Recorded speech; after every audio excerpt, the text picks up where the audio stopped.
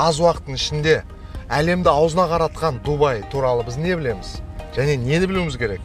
Міне осы сұрақтарға жауап табу үшін бүгін мен осындамын. Бұл бағдарламада мен әлемдегі ең үздік қонақ үйдің президенттік бөлмесінде жатып, өзімді шейх сияқты сезінемін. Әлемдегі ең қымбат коктейлді сынап көремін. Араб пластикалық хирургиясының барлық құпияларын білемін. Дубайдың әйгілі алтын базарында алтынға батып кетемін. Араб әмірліктерінің ең бай адамдарының бірінде қонақта боламын. Сонымен оқиғалар басталады.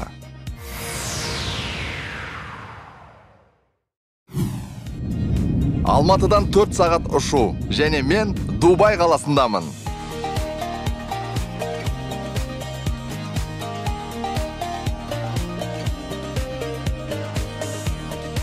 Мені қарсы алу керек. Маған Rolls-Royce жіберді, достар. Достар, сіздер білесіздер ма? Жылдамдықпен келе жатқан Rolls-Royce'ның ішінде тек қана сағатын жұмыс істеп жатқанын естисіздер. Достар, бұл арабтардан күнделікті мініп жүрген көліктері, арабалары. Осындай көлік барлық қазаққа жұғысты болсын. Бізге де осындай көліктер күнделікті болып кетсін. Жарты ғасыр бұрын Дубайдың орнында тек құмдар мен кішкентай балықшылар аулы болған деп сену қиын. Мұнда тек маржан аулаушылар болған. Барлығы 1966 жылы өзгерді. Коллекторлық желілерді салу кезінде мұнай қорлары табылған соң Дубайда жаңа тарих басталды. Айта кетейін, бұл қаланы тек қана дубайлықтар, тек қана арабтар өсіріп жатқан жоқ. Бұл елге әлемнің мықты ғалымдары, мықты креативті адамдары келіп жұмыс істеп жатыр. Англиядан болсын, Индия, біздің жаңағы ТМТ елдерінен де көпті мамандар келіп жатыр. Сондықтан бүкіл әлемнің мықты мамандар осы қаланы көтеріп жатыр. Естуімше, Дубайда жергілікті халық 10%, қалған 90% басқа елдерден келген.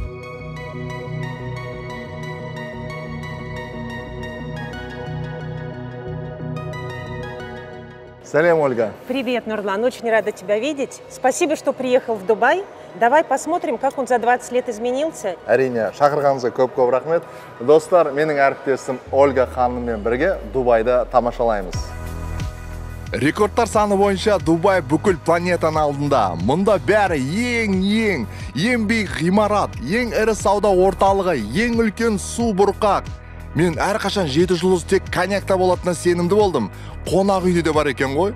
Бурж Аль-Араб, теңіздегі Араб мұнарасы, және мен онда тұрамын.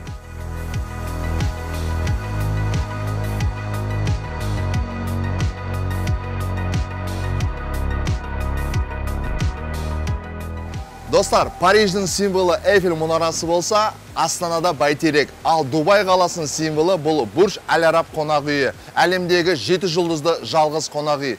Бәрі алтыннан жасалған дейді. Не деген керемет қонақ үй. Вау. Енді қонақ жайлығын көрейік. Сәлеметсіздер ме?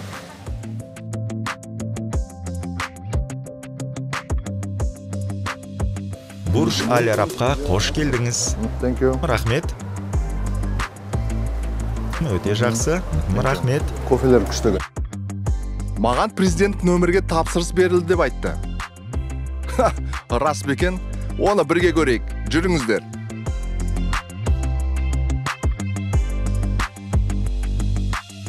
Ой-ой.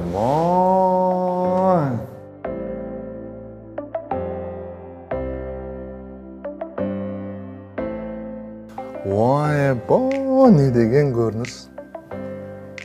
Осылай өмір сүреміз ба? Әлемдегі ең қымбат қонақ үй және де ең қымбат бөлме. Бұл бөлмеде король королевалар тоқтайды. Әртүрлі мемлекеттердің президенттері. Мына жерде сарғайып тұрған бұл краска емес, бұл алтын. 24 каратты алтыннан жасалып, алынбайды екен. Жарайды.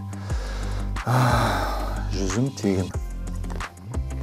Достар, сонымен президенттің өмірді ары қарай зерттейміз. Бұл қонақтарды күтетін бөлме деп түсінем.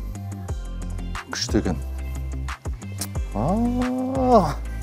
Не деген диван. Бәрі бар. Самса бар ма екен? Самса жоқ. Мынандай керемет шоколадтың дәмін көреміз. Достар, осы президенттік номерде Клаудия Шифер, Наоми Кэмпбелл, Джастин Бибер, Селена Гомес және көптеген ханзадалар тұрған. Енді мен тұрамын.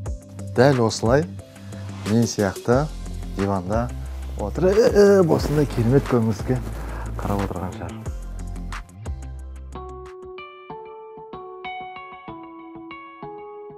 Қайырлы кеш, Нұрлан мырза. Қайырлы кеш, сіздің қалыңыз қалай? Керемет, мен сізге таңдау үшін жастықтар әкелдім. Бұл аяққа арналған жастық. Бұл мойын ұстауға арналған жастық. Бұл тыныш түндерге арналған Е дәрумені мен алоэ вера қосылған күшті қалпына келтіретін жастықша. Бұл араб жастығы қаз қауырсыннан жасалған бушель. Қалай берсін жастықтар? Әр 10 минут сайын ауыстырып тұрам. Сонымен достар, Бурж Аль Араб қонақ үйінде 17 түрлі жастық бар екен, бірақ қоян жүннен жасалған жастық жоқ. Яғни біз ұйықтамаймыз, барып ваннаға барайық. Рахмет барлықтарыңызға. Жастық өте көп екен.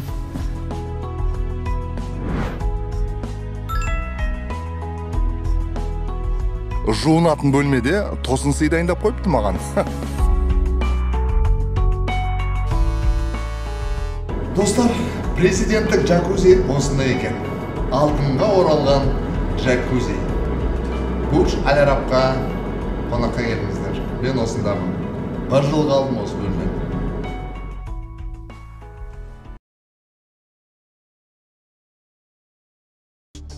Ассалаумағалейкум. Алғашқы сұрақ, Қазақстан туралы не білесіздер?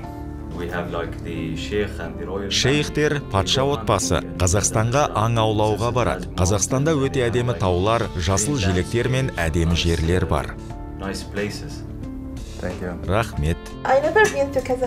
Мен Қазақстанда ешқашан болған емеспін, бірақ бұл ел менің міндетті түрде баратын жерлерімнің тізімінде. Мен ондағы адамдар өте қарапайым екенін білемін.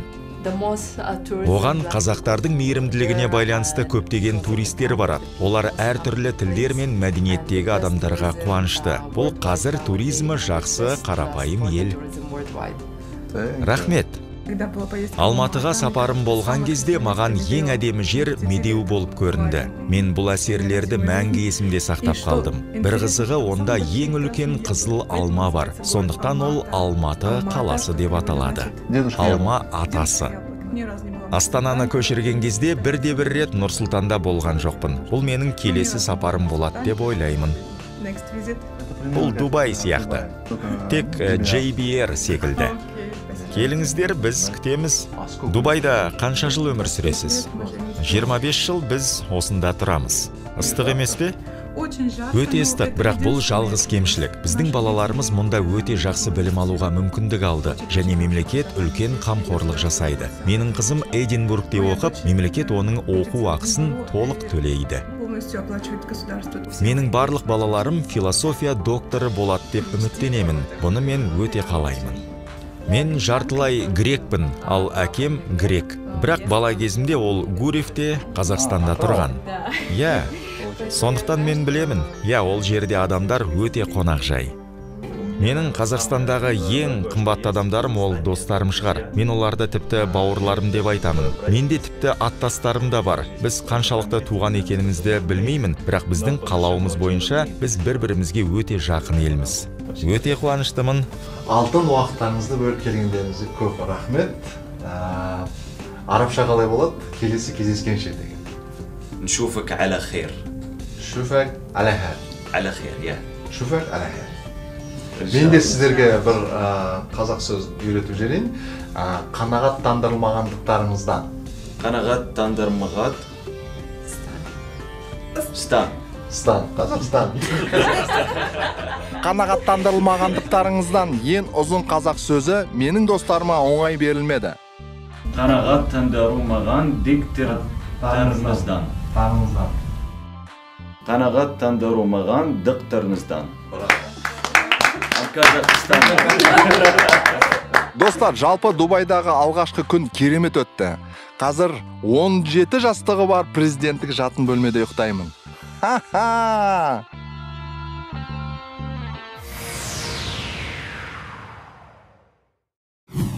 Достар, бүгінгі бағдарламаны Қазақстанның барлық аруларына арнаймыз. Өйткені бүгін біз Дубайдағы ең керемет жерге барамыз. Енді келіншектерге керемет жер. Алтын базар. Мен жан-жарыма Сақина таңдағым келеді. Ал кеттік.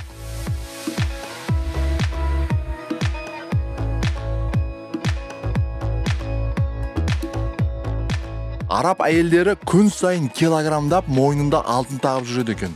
Байғұстар қалай өмір сүреді екен? А что делать? Такова нелегкая доля арабской женщины. Здесь муж оценивается по красоте и богатому убранству жены. Достар, алтыннан, бриллианттан эксперт Ханан ханым. Ассаламу-алейкум. Уалейкум салам, Нурлан. Дубайға және біздің дүкенге қош келдіңіз. Сізді мұнда көргеніңізге өте қуаныштымыз. Жалпы өзі жасқа бөліне ме? Мысалға 30 жасқа келген қыздар немесе 50-ден асқан олардың таңдауы өзгере ме? Мысалы мен келіншегім 30-дан асты. Келіншегіме не таңдап беруге болады? Күміс, алтын, бриллиант. Әрине, бұл артықшылық пен бюджетке байланысты. Бюджет $100. $100.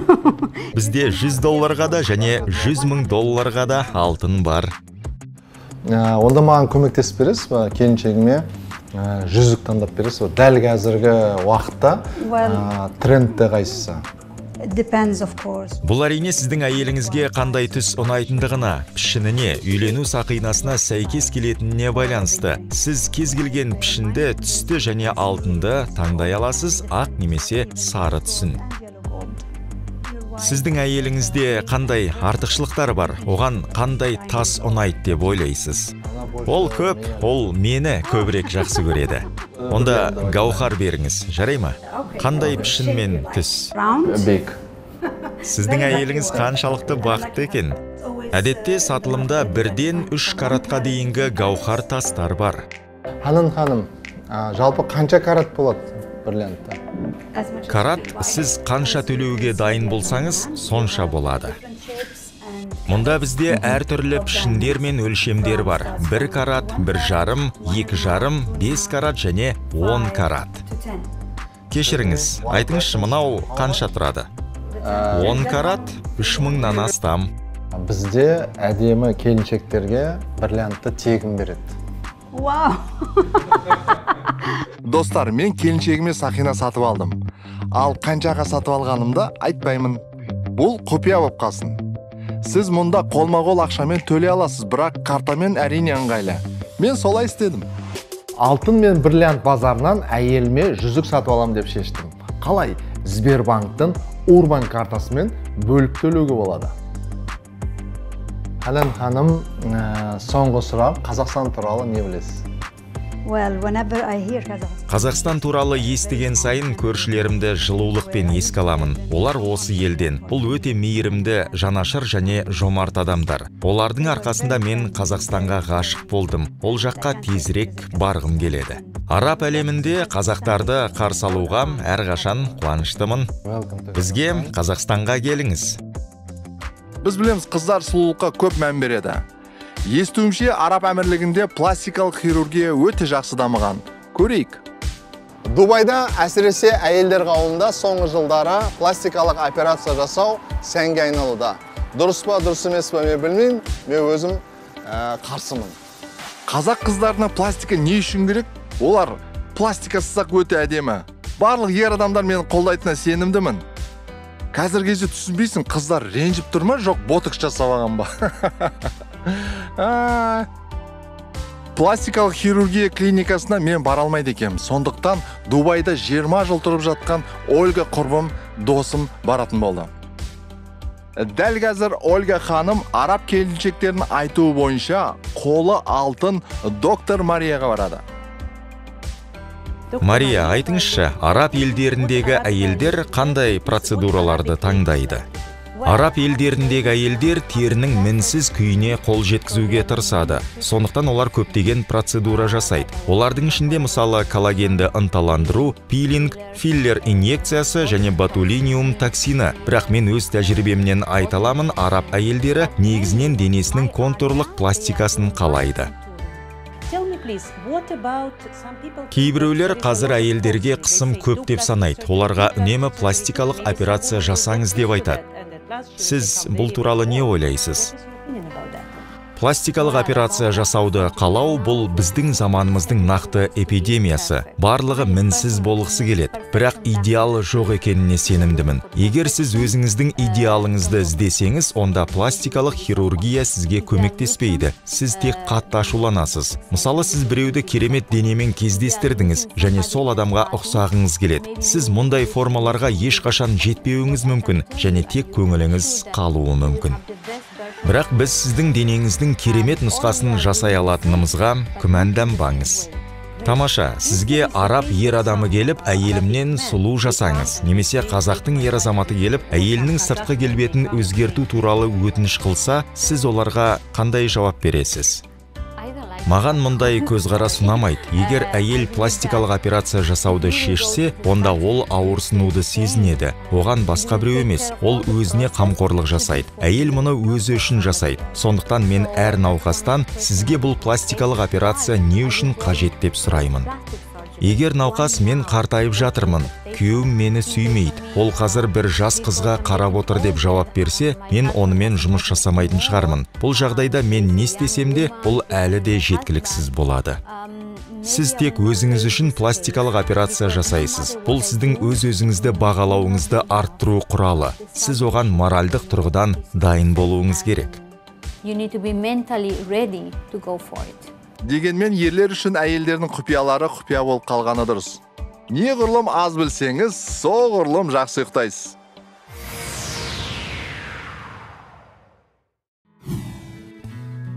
Біз көп қонаққа барғанды ұнатамыз. Шынымды айтсам, мен араб шейхінің иелігіне кіруді армандадым. Алайда бұл әлем қарапайым турист үшін жабық. Бірақ мен досым Ольга үшін емес. Бізді Дубайдағы ең бай және құрметті адамдардың бірі Фазендаға шақырды. Осындай жағдай үшін мен рульге өзім отырдым. Көптеген жылдар бойы біз ескі автокөліктерді шетелден сатып алуға әдетке айналдырған едік. Енді мұндай қажеттілік жоқ. Өйткені заңды техникалық тексерістен өтілген автокөлікте 25 мыңнан астам автокөлік жарнаманың ішінен таңдап сатып алуға болатын Aster.kz қосымшасы ашылды. Aster.kz.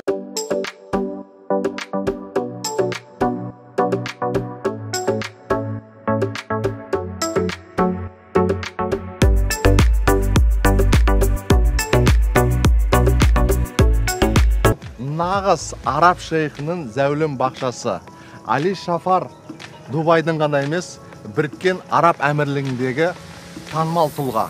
Шафарлар отбасы Дубайдың іргетасы қалануына үлкен үлес қосқан отбасы. Бүгінгі эксклюзивті кездесуге Али шейх дәл осы бақшаға қонаққа шақырды.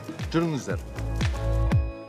Біріккен Араб Әмірлігінде осындай бақша ұстау өте қымбат, өйткені әрбір талды суғару қажет. Сондықтан да осындай құмды далада орманның пайда болуына шафарлар отбасы үлкен еңбек еткен. Алғысым шексіз. Достар, кәдімгі құрманың қалай өсетінін білесіздер ме? Біз жейтін кәдімгі құрма. Ол осылай пальмада өседі екен. Мынандай сетка іліп қояды екен да, сосын сеткінің мына жағын ұстайсыздар да, былай сілку керек екен. Көрдіңіздер ме? Осыны пакетке саламыз қазір. Қазір бәрі құлап кетпесін. Біреуін алып көрейік. Мінекей.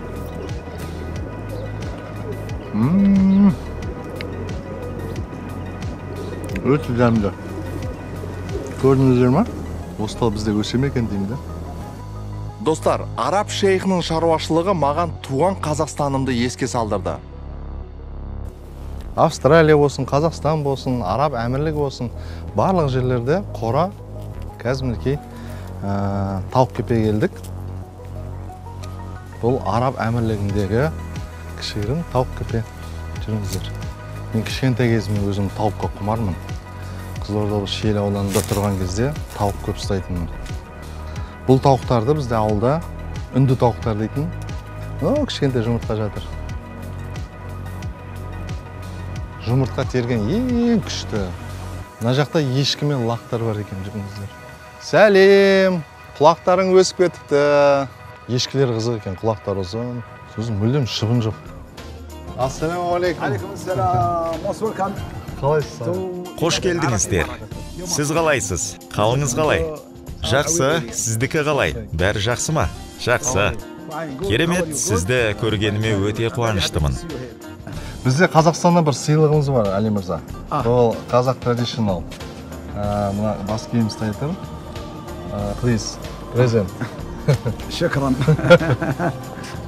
Сізге present. Thank you. Thank you. Thank you. Thank you. Тамаша. Бақшаңыз өте керемет екен. Біз апта сайын 2-3 рет суарамыз. Бұл аймақты біз Аль-Авир деп атаймыз. Дубай үшін әйгілі аймақ. Дубайға алғашқы су құбырлар арқылы осы жерден келген. Түсіндім. Яғни бұл жерде табиғи су бар, иә? Тамаша. Али мырза бізді өз фазендасын көрсетуге шақырды. Мен үшін бұл ең қызықты экскурсиялардың бірі болды. Бассейн. It's good. Sitting place. А вон там что? This is we call хейма. Қанша гектар мына жерде? Гектарда мен білмеймін. Мен шаршы футтарда білемін. 1.000.000 шаршы футтан астам. А бұл балдар кімдер? Бұл менің немерелерім. Сенде өте жақсы шығады. Бұл Қазақстан теледидары. Салам алейкум. Ал сіздің атыңыз кім? Менің атым Нұрлан. Танысқаныма қуаныштымын. Мінуге бола ма екен? Сіз отыра тұрсаңыз болады, жарай ма?